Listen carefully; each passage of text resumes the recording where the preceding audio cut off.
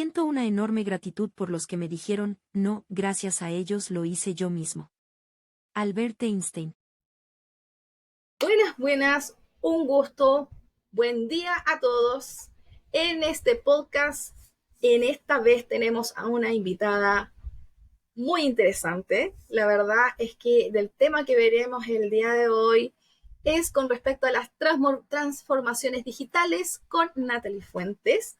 Obviamente descifrando el mundo de las tecnologías desde una parte de la gestión de performance hasta la ciberseguridad.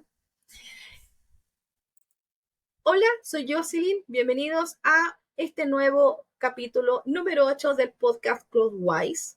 Vamos a explorar este mundo de las cloud y de AWS a través de esta perspectiva única y diversa. Vamos a navegar por las tecnologías donde la experiencia obviamente es el motor fundamental y vamos a conocer los desafíos que ha tenido obviamente nuestros invitados y las soluciones de la mano de ellos, de cada uno de parte de sus áreas. En esta ocasión, el día de hoy, nos va a acompañar Natalie Fuentes, Service Delivery Manager de Falabella, de tecnología, y especialista obviamente en gestión de performance y docente de ciberseguridad e innovación de DuoQC. Natalie, bienvenida el día de hoy en el podcast. ¿Cómo estás? Muchas gracias, Jocelyn, por la invitación. Estoy muy bien. Estoy muy contenta de poder participar en este podcast. La verdad es que mi primera experiencia en este tipo de entrevista. Me parece muy interesante para poder llegar a mucho más público, para poder contar cada una de las experiencias que uno ha vivido a nivel tecnológico y cómo uno ha ido contribuyendo a la sociedad chilena, sobre todo para que vayamos avanzando lo más rápido posible a nivel de tecnología y así beneficiemos a millones y millones de usuarios. Bueno, si quieres aprender sobre lo que nos va a hablar nuestra invitada o quieres enriquecerte el conocimiento de las cloud en general y de la ciberseguridad y todos los temas que hemos visto en el podcast, este es tu canal. Suscríbete, sigue, comparte con tus amigos. Las consultas las puedes dejar en la cajita de descripción. Y obviamente comparte, suscríbete y activa la campanita para que no te pierdas el contenido que vamos a tener en este podcast y obviamente compartir.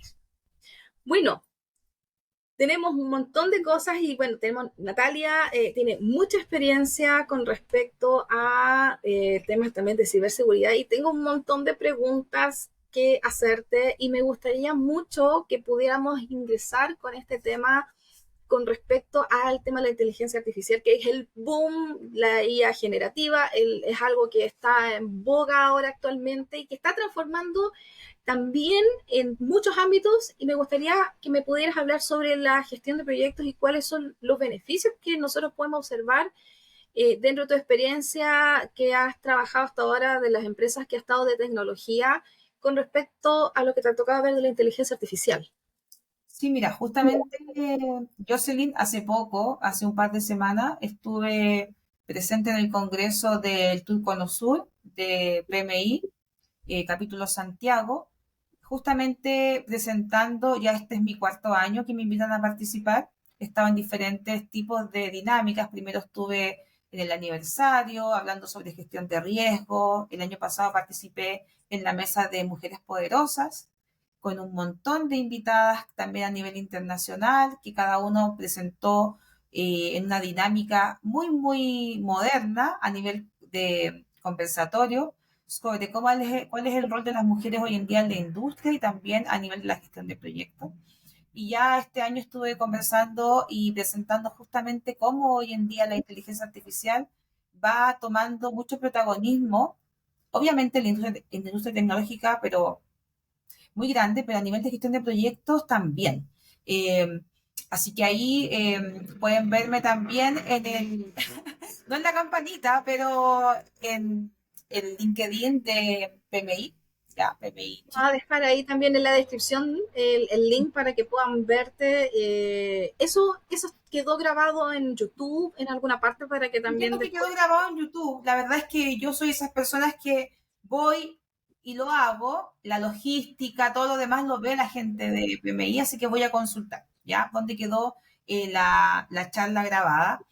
Sin embargo, una de las temáticas súper disruptivas tiene que ver justamente cómo la inteligencia artificial empieza a entrar a cada una de las aristas tecnológicas, no solamente a nivel de máquinas, de programación, de automatización, sino que también a nivel de las personas. Las personas que trabajamos en el mundo de gestión de proyectos, nuestro mayor skill es justamente comunicar. Comunicar, transmitir, liderar, gestionar, es el desarrollo de un perfil de un manager. Y hoy en día, ¿cómo eso conversa con la inteligencia artificial? Porque no vamos a mandar un robot a las reuniones, no vamos a mandar a un robot a levantar requerimientos o en este caso hacer reuniones de seguimiento, pero sí podemos invertir en inteligencia artificial para lo que es la automatización de los procesos o las tareas que son repetitivas. ¿Cuántas de las personas que hemos trabajado en el mundo de gestión de proyectos tenemos temas con la confección de la GAN, el seguimiento de la GAN, el cronograma, la gestión de los riesgos, ver el análisis cualitativo, cuantitativo, y son tareas que son repetitivas y son rutinarias dentro de la gestión de proyectos?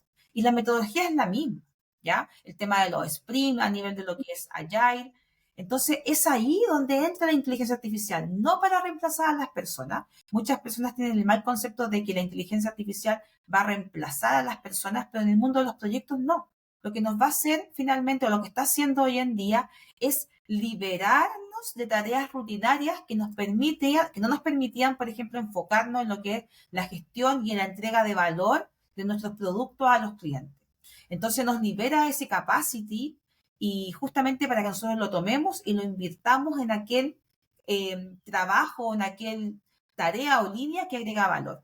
Hoy en día las empresas, los proyectos se realizan justamente, no solamente porque hay que entregar un producto final o un servicio final, sino que tenemos que lograr entregar valor a los clientes.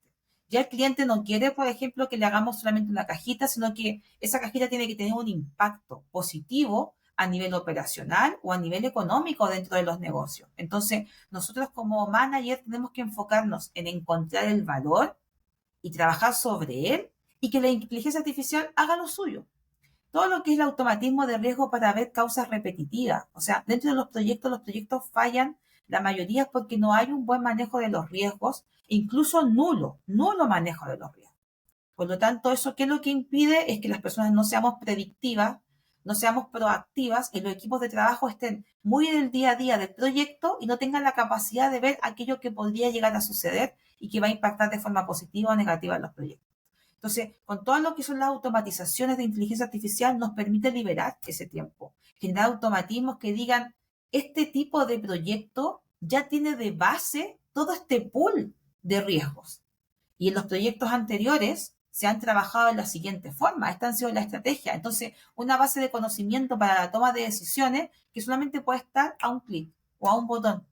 Ahora, dentro, Natalie, de que justamente lo que estabas diciendo de la facilidad de a un clic, a un botón, como especialista de todo este tema de performance management, con respecto a la inteligencia artificial, ¿cómo esto puede contribuir, por ejemplo, más eficientemente dentro de los procesos más estratégicos del negocio? Como hablaste hace un momento, que obviamente para el negocio del cliente es muy importante, en un proyecto, por ejemplo, que es de más alta complejidad.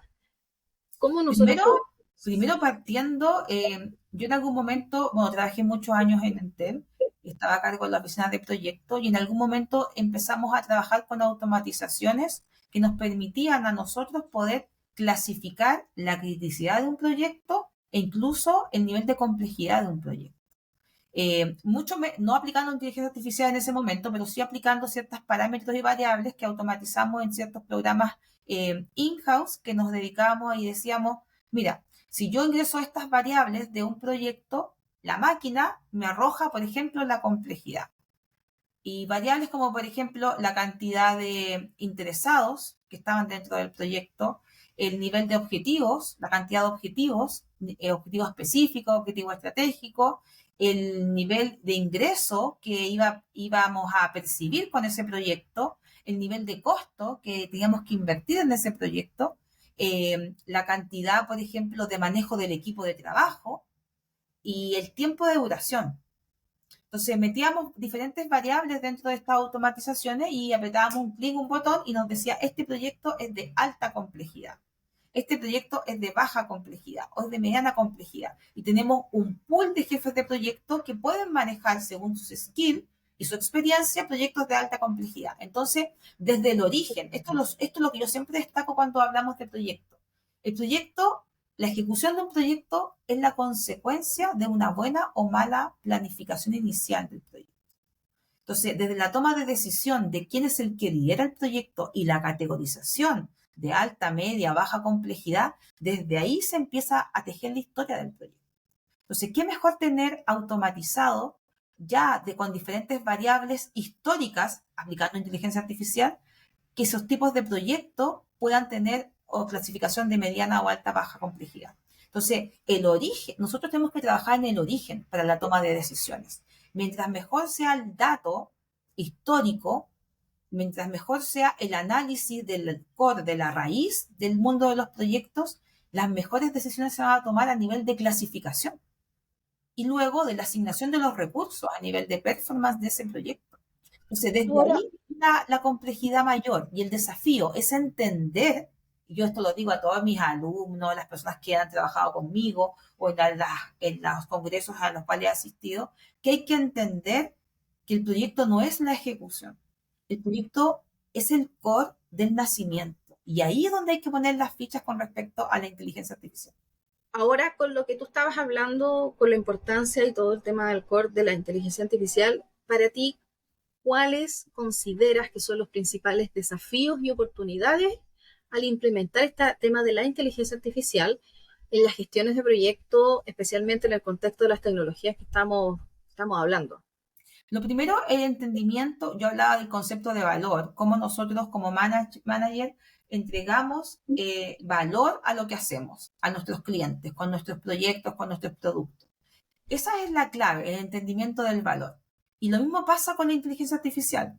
Tenemos que tener la capacidad, como personas tecnológicas, de transmitir tanto a los equipos internos de proyecto como a los clientes cuál es el valor de la aplicación de la inteligencia artificial. ¿Por qué te lo menciono de esa forma? Porque yo he liderado proyectos tecnológicos, pero hay equipos de trabajo que no son tecnológicos. Hay equipos de trabajo que son a nivel mucho más estratégico o mucho más orientados a nivel comercial, que la tecnología no es su fuerte. Entonces nosotros que trabajamos en el mundo tecnológico tenemos que lograr enganchar a los equipos y decir, por ejemplo, personas que trabajan en procesos, que su rol dentro de los proyectos es definir los procesos. Definir, por ejemplo, los árboles de decisión para atención de los clientes, atención de postventa. ¿Cómo le explicas a una persona que está orientada a los procesos que la inteligencia artificial va a tener un valor en lo que estamos haciendo en el proyecto?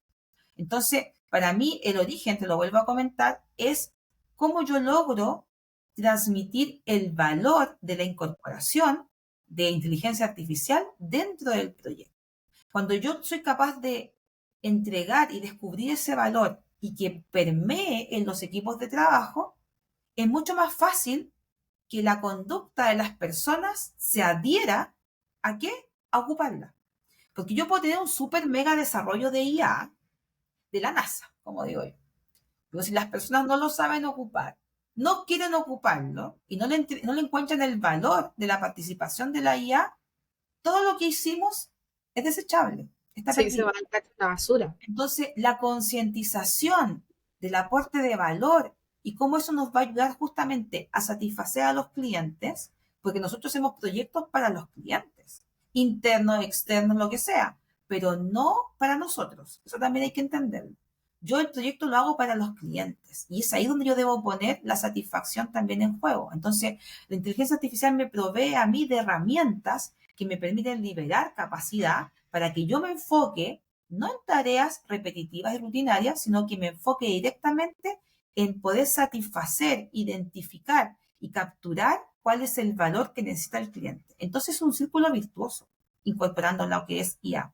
Ahora, con este tema de lo que hemos visto de la inteligencia artificial, ahora, ¿cómo nosotros podemos integrar eso o integrar este enfoque, por ejemplo, en design thinking, en la implementación, por ejemplo, de soluciones que sean más eficientes y que obviamente puedan ser más creativos para los proyectos de tecnologías que a ti, por ejemplo, te ha tocado liderar? Sí, ahí las metodologías para mí son súper importantes.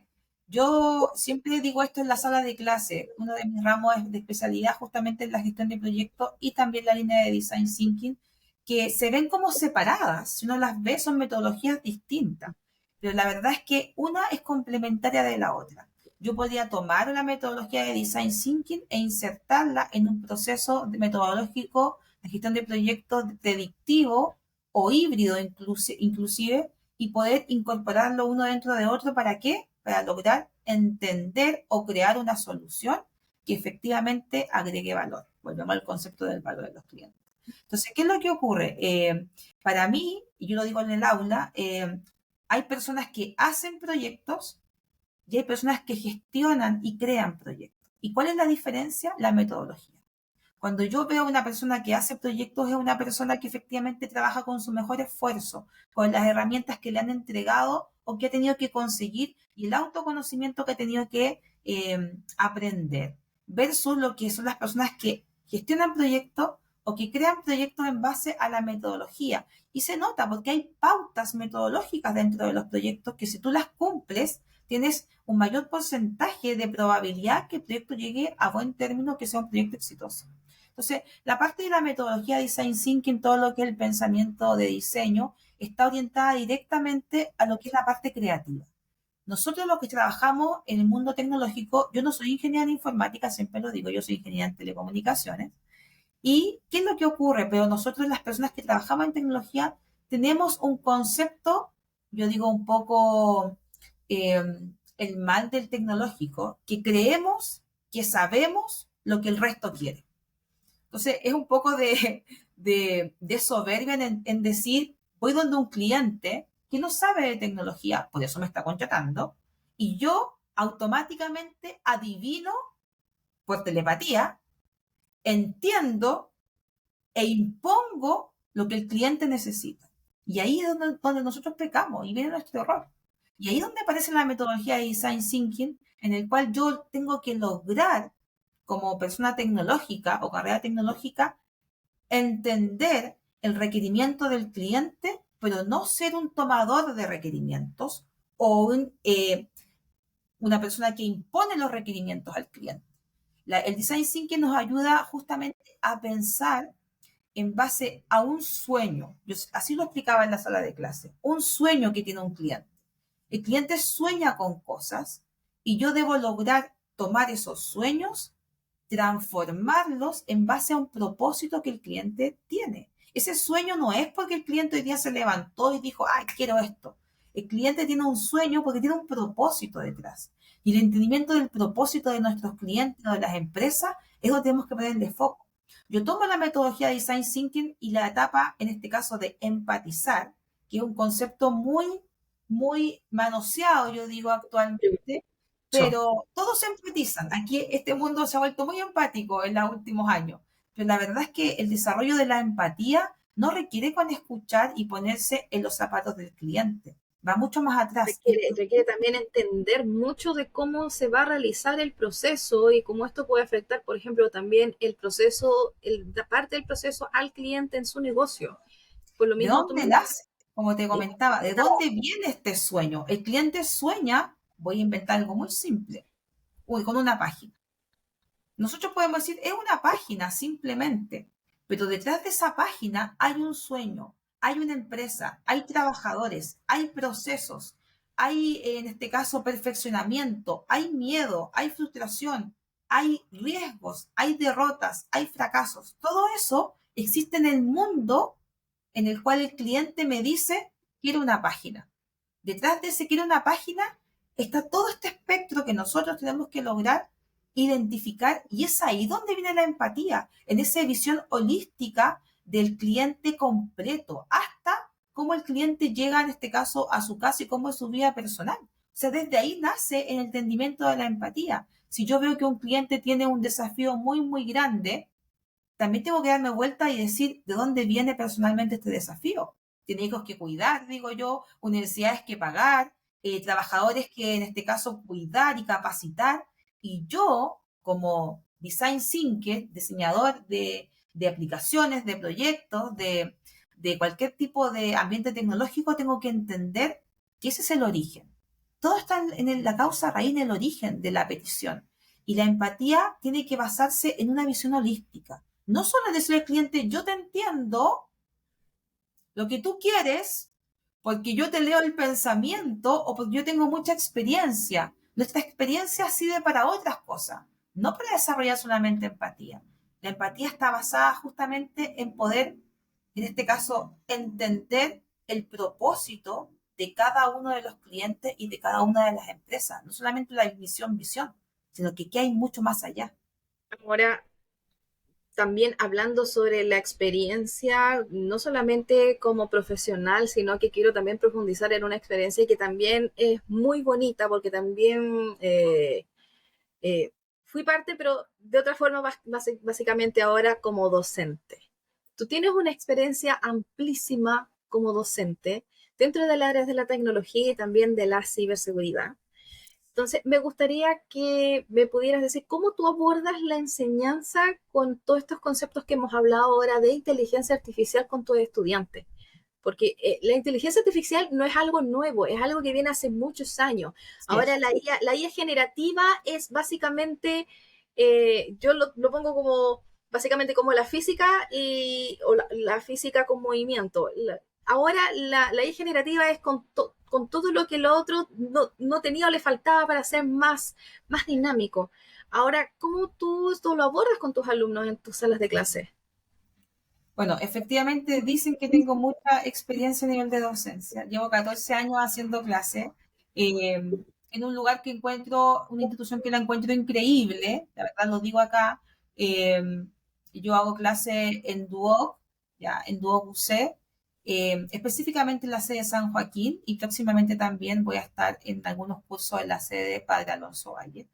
Eh, y esta experiencia a nivel de docencia, a nivel de aula, es sumamente importante para nosotros crear como docentes una visión de entendimiento hacia los clientes desde el aula.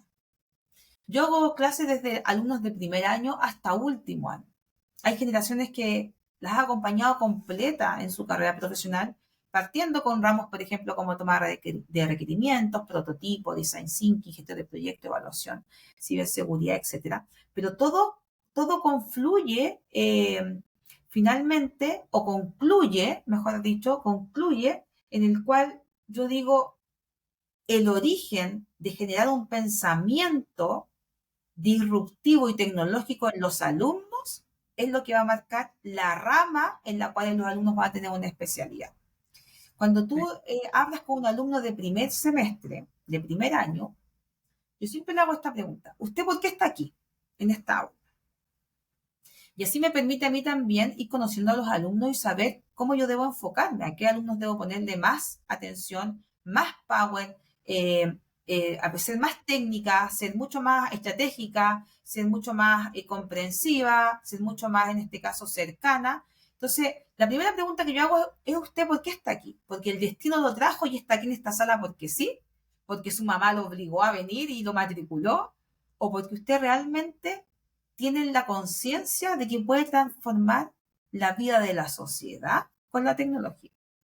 Entonces, la mayoría de los alumnos de primer semestre me dicen: No tienen ni idea mi mucho. mamá me obligó, O o porque o estoy aquí porque porque da sí, mucha plata, es como da que, mucha plata, es porque que ¿qué eso es para la como plata? súper, como que da mucho, y que yo también he escuchado mucho y me decían, no es que, dicen que esta carrera la pagan bien, pero la informática es un mundo, hay Bueno, muchísimas efectivamente, cosas, o y tú le también, preguntas y te dicen: es que yo quiero aprender a programar, o tú le preguntas el día uno y dicen: yo voy a salir de aquí para programar.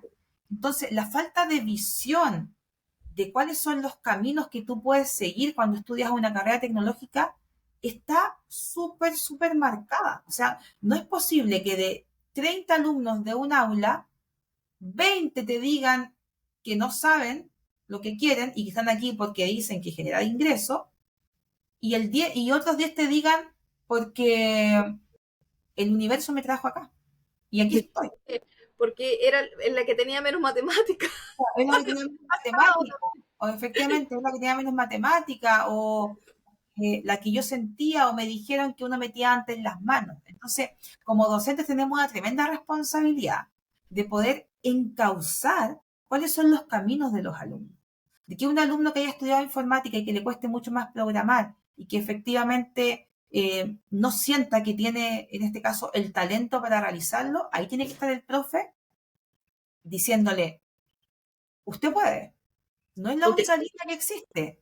que sí, claro, sienten mucho, se frustran mucho los alumnos porque, claro, hay algunas materias en la universidad que no son fáciles, justamente como, no sé, algunos en la programación le cuesta, otras bases de datos, creo que base de datos que es uno de los ramos que más la Sí, sí, gente sí, falla, efectivamente. Sí, y es a nivel generalizado, no importa qué institución, en todos como que ¡pum! Caen. Entonces como demasiado. que hay un corte entre el cuarto y el quinto semestre, ya como entre tercero y cuarto semestre, donde hay más deserción, donde la gente piensa, Sí, oye, o sea, esta no es mi carrera.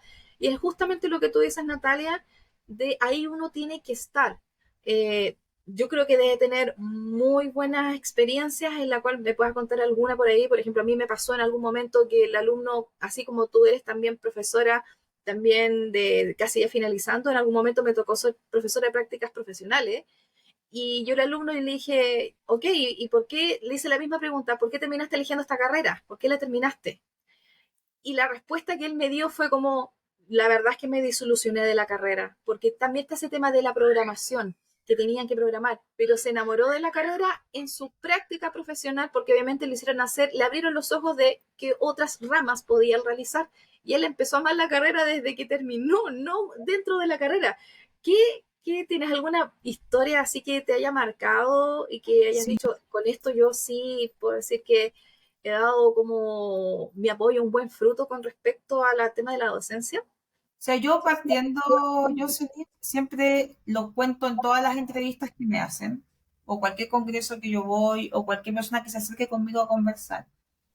Eh, yo hago docencia por vocación, que tiene que ver, en este caso, apuntando a que nosotros como sociedad chilena tenemos una tremenda falencia a nivel educacional. No vamos a responder a las necesidades de los niños, los adolescentes, que son la base de la construcción del futuro de nuestro país. Entonces, yo siento que no hemos sido capaces de poder encauzarlo de forma correcta. Hace 20 años atrás, cuando yo estudié, no existía ninguna posibilidad de estudiar si no, tú no podías, si tú no tenías ingresos para pagar una carrera. Hoy en día, después de muchos años, se logró el tema de la gratuidad y muchos de mis alumnos estudian con gratuidad. Yo te podría decir que el 90% de mis alumnos, yo clase en la sede de San Joaquín, eh, estudian con gratuidad.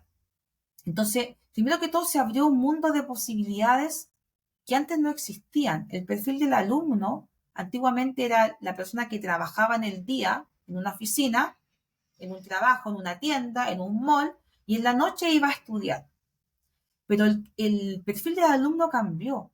Antes teníamos solamente gente adulta estudiando en la noche y ahora tenemos jóvenes estudiando en la noche, porque en el día trabajan de Rappi, de Corner Shop, en un mall, en parquímetro, en lo que sea. Entonces, tú te das cuenta desde la cara de la docencia que las personas tienen el empuje para hacerlo, el deseo, pero requieren un mentor. eh, es muy difícil que las personas que quieren estudiar y que efectivamente se les da la posibilidad de la gratuidad y que su medio tampoco los acompaña, porque muchas de las personas que estudian con gratuidad son personas o son alumnos que efectivamente es el único persona que está estudiando una carrera profesional en su familia. Entonces, la responsabilidad como docente que tú tienes con ese alumno es sumamente grande, porque tú eres el responsable, yo así lo veo, o sea, imagínate cómo yo hago docencia. Cada alumno mío que se echa un ramo que yo dicto, para mí es una tremenda responsabilidad, porque lo que yo estoy haciendo es que estoy quitándole tiempo y tiene que volver a hacer el ramo. Entonces, siempre dice que es 50 y 50 entre el alumno y el docente, pero uno está formando, uno es un formador, uno es un modelo a seguir y esa es nuestra responsabilidad. He tenido muchos alumnos en 14 años, muchos alumnos, te podría contar muchas historias en los cuales el alumno se me acerca o me ha mandado un WhatsApp, porque todos los alumnos tienen mi teléfono. Yo trabajo, como hacemos clases de ciberseguridad, yo siempre digo eso, o sea, el alumno en el día trabaja en corner shop, en moto, en lo que sea. No va a estar haciendo un laboratorio o pruebas o probando comandos. ¿En qué momento? No puede, imposible. En la noche va a clase, tampoco se puede hacer. ¿A qué hora los alumnos estudian? En la En la, madrugada. en la Por lo madrugada. tanto, esa es la realidad que nosotros como profes tenemos que entender. Entonces, yo tengo alumnos que me escriben a las 3 de la mañana y me dicen, profe, estoy montando el laboratorio y estoy pegado en un comando. Y yo le digo, mándeme una foto. Entre dormida y despierta. Bueno, yo trabajo en operaciones en Falabella, así que el ritmo, los trasnoches son habituales. Y yo veo y digo, le falta un comando, le falta un punto, le falta una coma, le falta, en este caso, un parámetro. Y sigo durmiendo. ¿Qué es lo que ocurre con eso? Tú estás apoyando constantemente a un alumno que quizás tiene las ganas, pero el medio no lo acompaña. Necesita un mentor, necesita un respaldo, necesita alguien que le diga, yo creo en usted. Y yo me he transformado o he transformado la docencia en eso. Soy igual de exigente, ¿eh? Los alumnos a veces me van a acusar que yo soy muy exigente, etcétera, pero para mí la exigencia es un factor mínimo. El acompañamiento, el entendimiento de cómo yo quiero tomar un alumno de primer año y estar el día que se titule, que es como me pasó el año pasado, el 2023, y que el alumno después se acerque o que sus padres se acerquen y me digan, gracias por todo lo que usted hizo por mí. Porque nosotros somos personas que no conocemos este mundo. Somos personas ignorantes de la tecnología. Nuestro hijo necesitaba un apoyo que nosotros no le podíamos dar, pero usted estaba ahí. Él siempre me habló de usted. Él siempre me mostró su WhatsApp. Él me contaba que se quedaban hasta tarde estudiando los días sábados. Así que yo me acerco y le doy las gracias por eso. O sea, yo creo que ni siquiera todo el éxito, quizás el ingreso que uno pueda obtener a nivel de docencia o profesionalmente en una empresa, paga ese momento. Y es ahí donde uno transforma. Uno como docente tiene que transformar la sociedad sobre todo chilena, con esta diferencia que existe. Uno hace docencia para cambiar la vida de las personas. Y esa es la única posibilidad que existe hoy en día en este país para que las personas cambien su vida. No existe otra. Nadie se va a ganar el loto, yo no he conocido a nadie por lo menos, desde mi perspectiva. Siempre es un esfuerzo del alumno y un esfuerzo de la familia, pero también uno como rol de docente tiene que estar ahí, tienes que estar disponible, porque si no la docencia no es para ti. Sí, y eso es súper importante con respecto a cómo nosotros como docentes podemos trabajar hacia también dar un apoyo hacia los alumnos.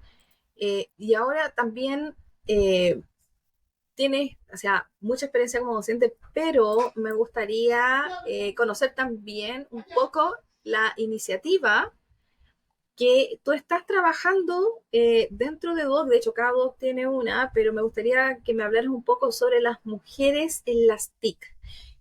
¿Cómo crees que dentro de las tecnologías nosotros podemos ayudarnos en general como mujeres en temas de inteligencia artificial? ¿Cómo impulsarnos en este tema de igualdad de género en el campo de las tecnologías y la ciberseguridad? Porque en general, a pesar de que sí, ya estamos en un buen tiempo, o sea, en el sentido de que hay más mujeres, hay más aceptación en varias partes, en cómo podemos trabajar siendo madres y también mujeres en general en varios campos donde era exclusivo de hombres. ¿Cómo que me hables también un poco sobre respecto a eso y también de ese programa de iniciativa que tienen en Mujeres en las TIC? ¿De qué se trata? Mira, yo creo que es un tremendo tema para desarrollar en profundidad. En otro podcast también se puede hacer. Pero acá lo más importante es entender, o como sociedad que entendamos todos, independiente del género, que fisiológicamente funcionamos distintos. Los géneros hoy en día funcionan fisiológicamente de una forma distinta. Por lo tanto, desde ahí, yo siempre digo que hay que ir al origen de las cosas. Desde ahí ya partimos como que somos personas diferentes, con capacidades diferentes, con competencias diferentes y algo sumamente importante, con historias de vida diferentes. Ninguna persona tiene la misma historia de vida que otra, con mundos interiores diferentes. Por lo tanto, mientras no entendamos eso, siempre vamos a estar con procesos de desigualdad y falta de equidad. porque somos poco generosos, somos poco empáticos, no tenemos la capacidad de entender que las personas funcionan distinto. Entonces, es una conversación que se tiene que dar siempre en las empresas y siempre en los mercados. Y en el mundo tecnológico particularmente, piensa, yo estudié ingeniería hace 20 años atrás, un poquito más, porque salí hace como 19. Era la única mujer en una sala de clases donde solo habían hombres que ya sabían de tecnología, porque armaban su propio computador, sabían instalar una placa madre, un disco duro. Yo digo que estudié ingeniería en un acto de rebeldía. Lo conté en una entrevista también que estuve en Valor País, hace poco en el Mercurio. Disruptiva. Pasar de querer ser artista, yo quería ser diseñadora, artista, pintora, a pasar a un mundo disruptivo en decir, yo voy a tomar un lugar. Yo quiero tomar un lugar. Esto de no seguir esa otra parte que Bueno, tenía. muchos factores. La verdad es que yo siento que en ese momento yo tenía 17 años. Y claro, yo quería ser pintora, diseñadora, artista en sí. De hecho, es mi naturaleza y cada cosa que hago a nivel de clases tiene que ver mucho con eso. Las dinámicas mías de clase, por ejemplo, sobre todo las metodologías de design thinking, generación de prototipos, innovación, están apuntando, yo digo a los alumnos del primer día de clase, materiales de estudio obligatorios, croqueras y lápices de colores. Y todos me quedan mirando con caras como que Cuando le dice eso, como, no me dicen, será. profe, pero no estamos en kinder. No, y además vamos a agregar plasticinas, tijeras, lana, recorte. Entonces me quedan mirando y de inmediato tú rompes un esquema psicológico de cómo tú vienes prearmado. Y eso, yo trabajo de esas formas metodológicas para poder desarrollar la creatividad en las personas, para poder dar el espacio creativo que la gente necesita, no solamente estar ahí con los dedos tecleando algo, sino que darse el espacio de retirarse desde ese mundo tecnológico y pensar mucho más en la solución desde una mirada que agregue valor, como te decía. Entonces, este mundo, desde pasar desde el diseño, desde el arte a la tecnología, es porque mi personalidad quiso que fuera así. Yo siempre he querido marcar tendencia, no solamente por un tema individual, sino porque yo siento que se requiere fuerza en lo que es el género femenino. En la industria tú requieres tener fuerza. Muchas mujeres no tienen la fuerza o no tuvimos la fuerza en su momento. Y yo siempre sentí que yo debía tener la fuerza por personas que no la podían tener. O yo debía tener una voz por personas que no podían expresar su voz. Entonces, desde ahí pasa una disrupción y decir, si yo puedo hacerlo, yo siempre le digo a mis alumnas sobre todo, yo cuando entré a estudiar no sabía ni siquiera lo que era una placa madre, no tenía idea. Yo sabía de lápices, de colores, de lápices pasteles, de croqueras, de lienzos, de eso. Pero no sabía de prender un computador, de una placa madre, menos de un procesador, menos de la BIOS, la pantallita azul. Menos de lo que se necesitaba para que todo eso funcionara. Menos, cables, claro, cables entre medio. No, ninguna posibilidad. Entonces, ¿qué es lo que ocurre? Tú entras a un mundo en el cual tú tienes que decir, o me quedo marcando el paso, o salgo y logro el objetivo. Y mi objetivo era, en este caso, trabajar en una industria en la cual yo pudiera agregar valor, pudiera hacer Natalie, cosas que otras personas o que otras mujeres dijeran, yo quiero llegar ahí. exactamente. Me gustaría que me pudieras decir exactamente lo que acabas de decir.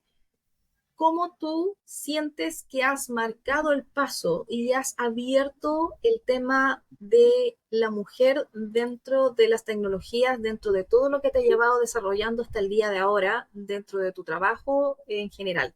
¿Cómo tú podrías mostrar y decir, mire, yo con esto he dado un paso y he mostrado que las mujeres sí hemos avanzado en ciertas áreas, por ejemplo?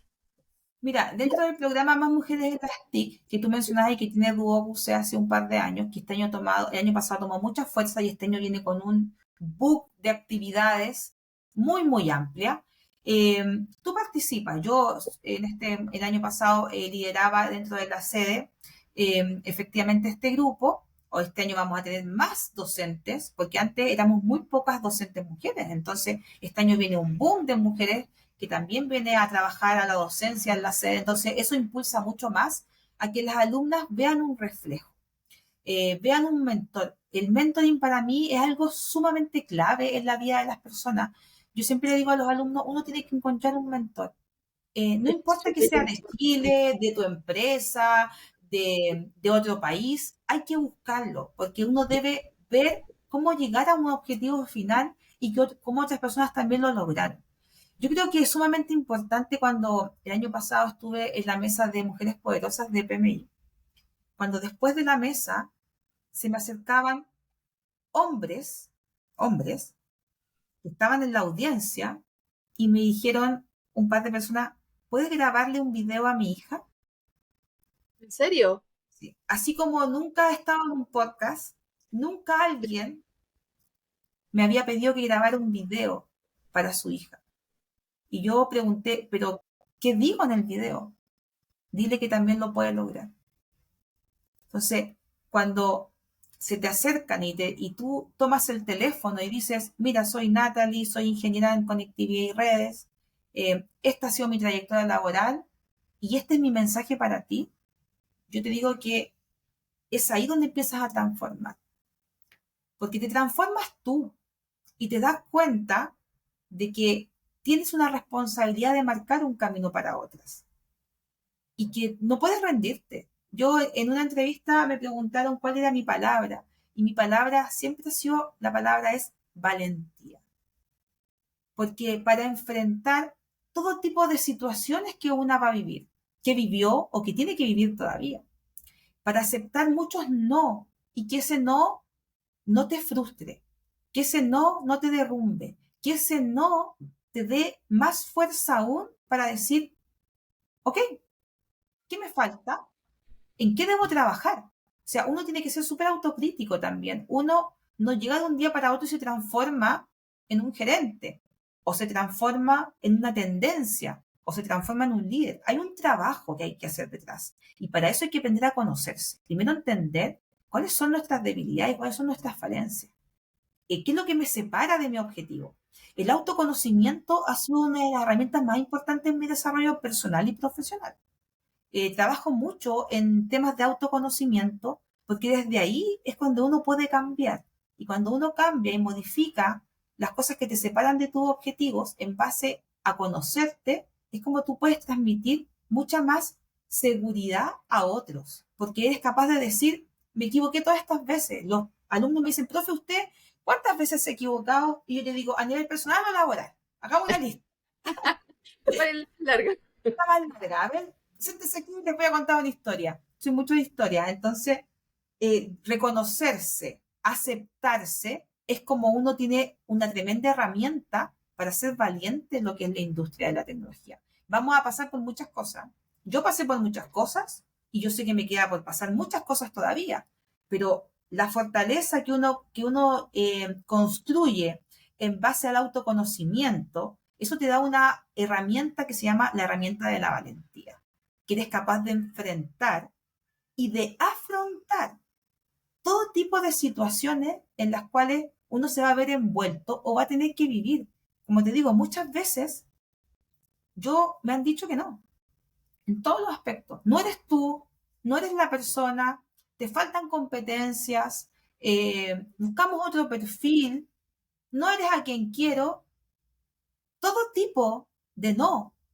La mayor cantidad de palabras que vamos a escuchar en nuestra vida va a ser la palabra no, más que los sí. Los sí son súper pocos. Por lo tanto, ¿cómo yo tomo esos no y los transformo en algo positivo?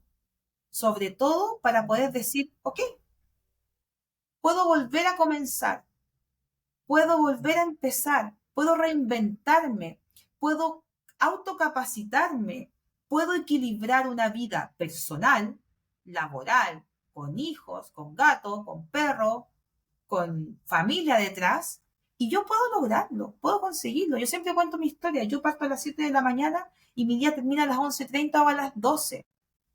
Tengo familia, tengo hijos, tengo un gato que anda dando vuelta por ahí.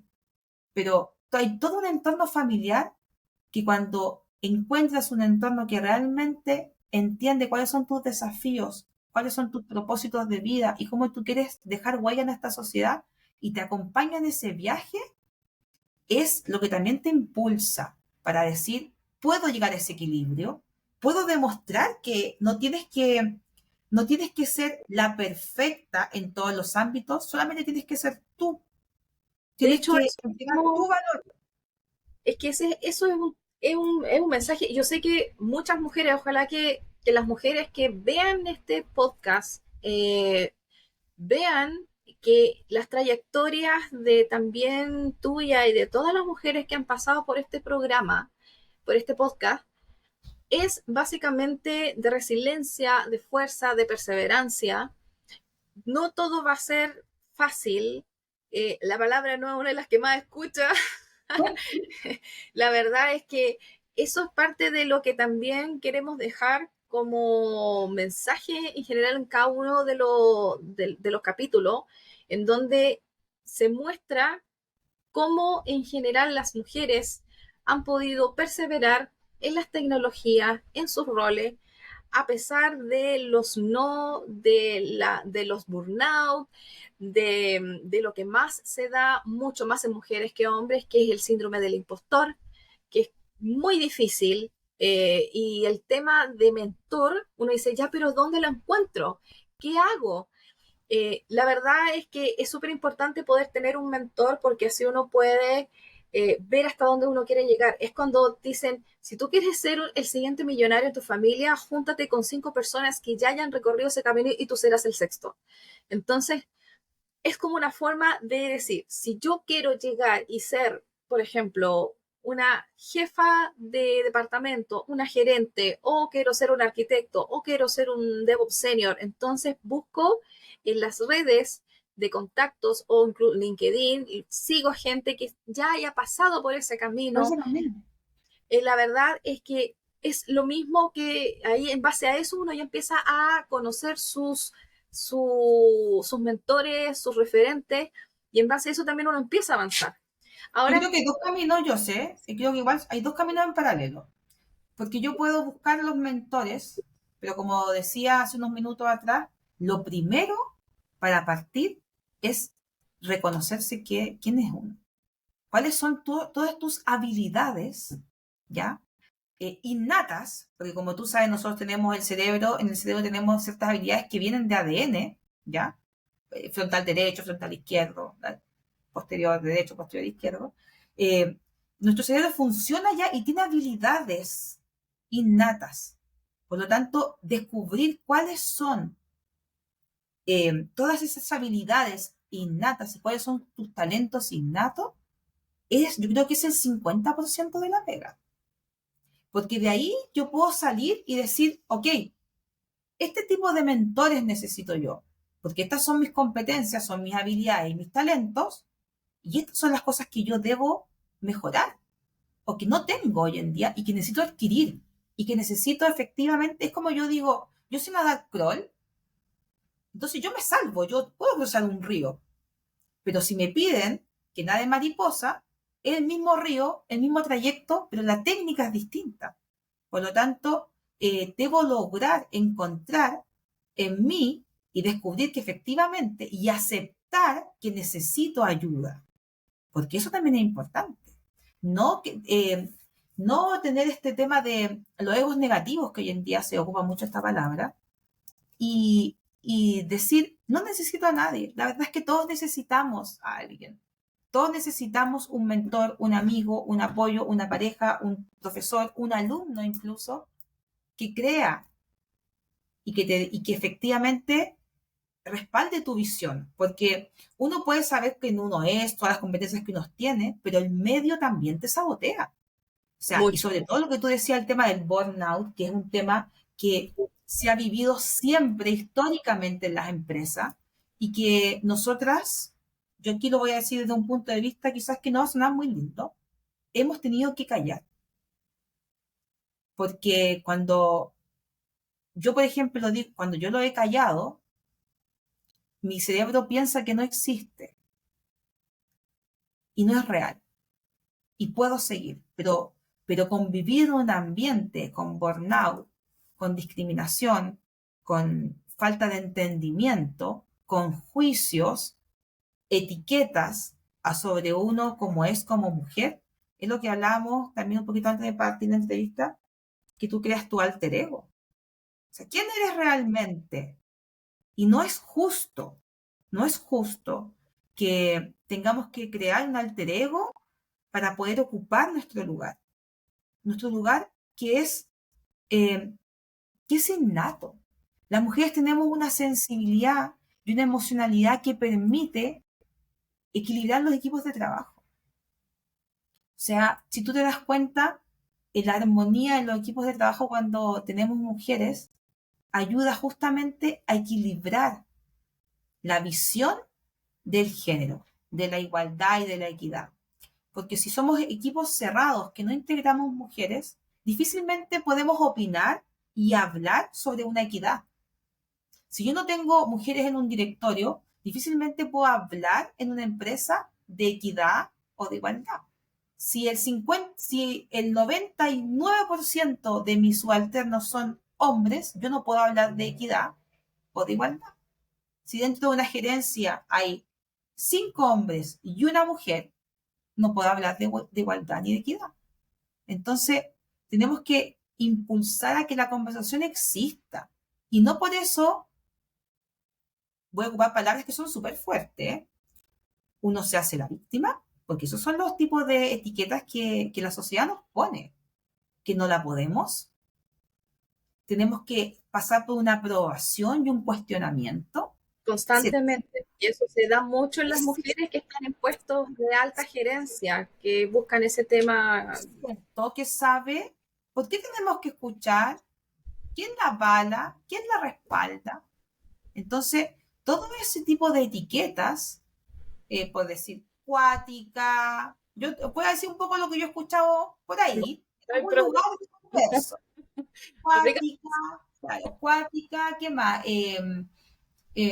Dura, quintrala, también, como también otra palabra que una vez escuché en una reunión, intrusa, visceral, emocional, un montón de etiquetas que tenemos que aceptar, que hemos tenido que aceptar injustamente. Porque si yo golpeo la mesa, soy automáticamente catalogada como una persona descontrolada, claro, emocional, o que visceral. Pero, no si otro género golpea la mesa, tiene los pantalones puestos, ¿cierto? Él se la juega, él lucha por los intereses de la compañía. ¿Cuál es la diferencia? Solo el género, nada más. Y cómo el resto ha contribuido y cómo la sociedad ha contribuido a que eso se permita. Ahora, me gustaría que pudieras dar un consejo como profesional a tus estudiantes, porque yo sé que eres docente y también para que cuando escuchen el podcast o en general también que buscan aprovechar como el máximo potencial de la inteligencia artificial orientada a la gestión de proyectos. ¿Qué consejo tú darías para que puedan aprovechar de buena forma lo máximo que se podría realizar con inteligencia artificial? Ahí lo importante, Jocelyn, es que justamente apuntemos la inteligencia artificial a que traiga beneficios para los clientes. O sea, tenemos que lograr encontrar cómo hacemos el enganche entre la automatización, la inteligencia artificial, el análisis de datos, ¿ya? Esta bolsa gigante de datos, cómo todo eso contribuye a que los proyectos de esta forma se conviertan en proyectos que podemos tomar decisiones en base a los datos que se procesan en la inteligencia artificial. Yo siempre digo la analogía de apretar un botoncito. Yo quiero un botoncito, siempre digo a mi alumno, no sé cómo usted lo va a hacer, pero usted tiene que tener un botón ahí que apriete y esto salga como resultado. Entonces, lograr encontrar cómo yo desarrollo la inteligencia artificial en el mundo de los proyectos, como yo te di varios ejemplos, el tema de la carta grande, la gestión de riesgo, de la causa raíz, análisis, en este caso cualitativo o cuantitativo, ¿cómo yo logro que eso se transforme finalmente en ahorrar tiempo, en ahorrar costos, en ahorrar retrabajo, en que los equipos efectivamente lo vean como un agregar valor y no como un quitar pega, ¿ya? Y que efectivamente todo eso tú lo lleves y le digas al cliente, esta presentación está hecha en base a los datos. Y ahí entramos un doble clic que es la calidad de los datos.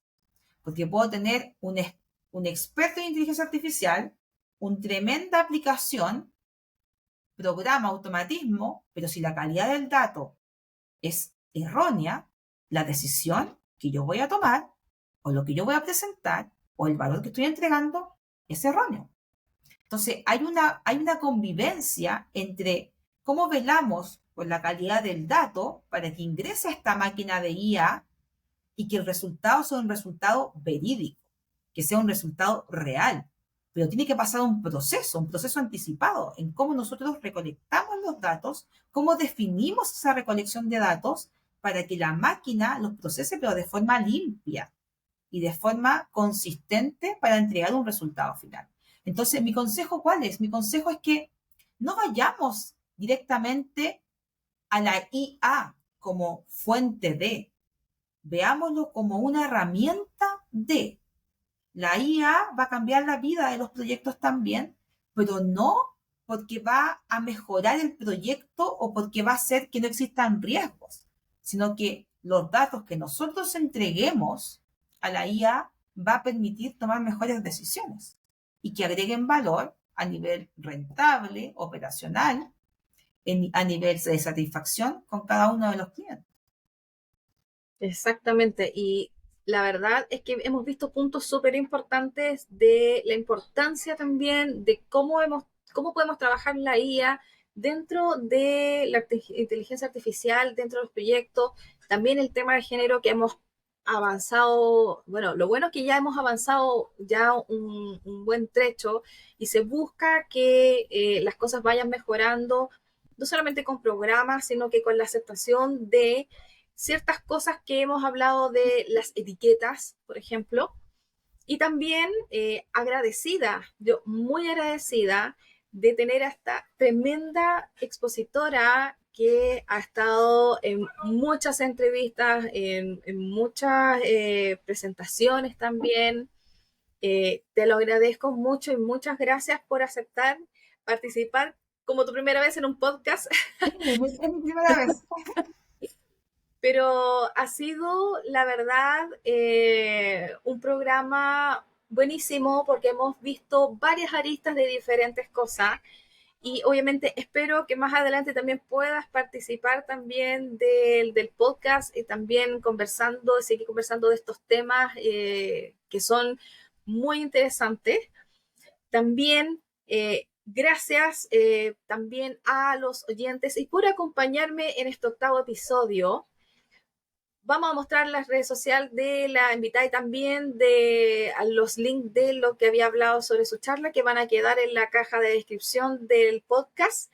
Gracias por escuchar este episodio hasta el final, por acompañarnos en este viaje de aprendizaje, de innovación, de equidad, de tecnología, donde obviamente cada capítulo es un espacio que está lleno de conocimiento poderoso, donde el desafío de ser mujer, de ser madre, se plasma dentro de lo que se ha hecho hasta ahora de la industria y obviamente dentro de esto #WiseTechMom, que es el hashtag que espero que no olviden de etiquetar. Sígueme en las redes, dejaré todo lo que ustedes necesitan dentro del capítulo y no olviden suscribirse al podcast, de activar la campanita y también de poner sus consultas dentro de la cajita de descripción. Nos vamos a estar viendo y hablaremos también en el siguiente episodio para conocer más mujeres también dentro de la industria de TI. Espero vernos. Muchas gracias, Natalia, por participar y un gusto y nos estaremos viendo en el siguiente episodio y también gracias por participar. Muchas gracias a ti, Jocelyn, por la invitación y a todos los oyentes. Ahí van a mostrar mis redes de LinkedIn, así que cualquier consulta me la pueden hacer por ahí. Muchas gracias. Muchas gracias, hasta luego. Chao, Natalia. Que estés Muy bien. bien. Chao.